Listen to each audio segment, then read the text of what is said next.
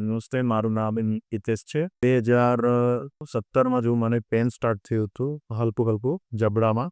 ત્યારે સહન થાય તો એટલું હતું, એટલે એમ જ રહેવાતું હતું.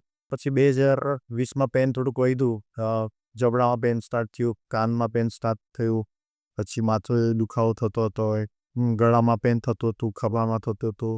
પેન ધીમે ધીમે વધવા લાય, અને ત્યાર પછી મેં ફર્સ્ટ ટાઈમ ન્યુરોને બતાવ્યું હતું, ન્યુરોલોજિસ્ટને. એમને ટ્રાઇજેમલ ન્યુરાલિટિયા ડાયગ્નોસિસ કર્યું હતું. મેડિસિન આપી અને મારી સારવાર ચાલુ કરી. લગભગ તો 4-5 વર્ષ સુધી મેં એની મેડિસિન લીધી.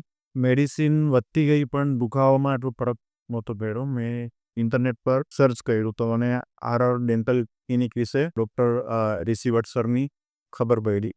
4-5 મહિના પહેલાં એમને કન્સલ્ટ કર્યું. તો ત્યારે એકચ્યુઅલમાં ખબર પડી કે આ સિમ્ટમ જે છે એ TMJના છે. તો મેં એમની જોડે થોડા ટાઈમ પહેલાં ટ્રીટમેન્ટ ચાલુ કરી. તો આજે 4-5 મહિના થયા છે અને મને પેનમાં 80-90% રાહત થઈ ગઈ છે.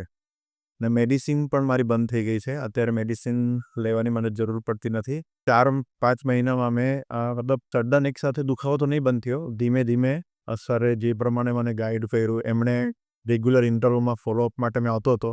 એમણે જે પ્રમાણે મને સજેશન આપ્યા કે એક્સરસાઇઝ કરવાની છે, તો ખાસું ઇમ્પ્રુવમેન્ટ આવ્યું. ધીમે ધીમે મેડિસિન પણ ઓછી થઈ ગઈ અને પેન પણ ઓછું થઈ ગયું. પહેલાં મને ડેલી દુખાવો થતો, તો એ 15 દિવસમાં 1 વાર 2 વાર થવા લાગ્યો. પછી મહિનામાં 1 વાર, પછી ધીમે ધીમે કરતાં હવે એકદમ એમ જોવા જઈએ તો ખાસી એવી રાહત થઈ ગઈ છે. પેન મને એકદમ નજીવું થઈ ગયું છે કે મને હવે ખબર જ નહીં પડતી. થોડું થાય એ આપણે ખબર નહીં પડતી. એટલે સારું ઇમ્પ્રુવમેન્ટ છે. અને કોઈને પણ આવી કોઈ તકલીફ હોય તો એકવાર ડૉક્ટર ઋષિ સરનું તમે અહીંયા આવીને કન્સલ્ટ કરી શકો છો.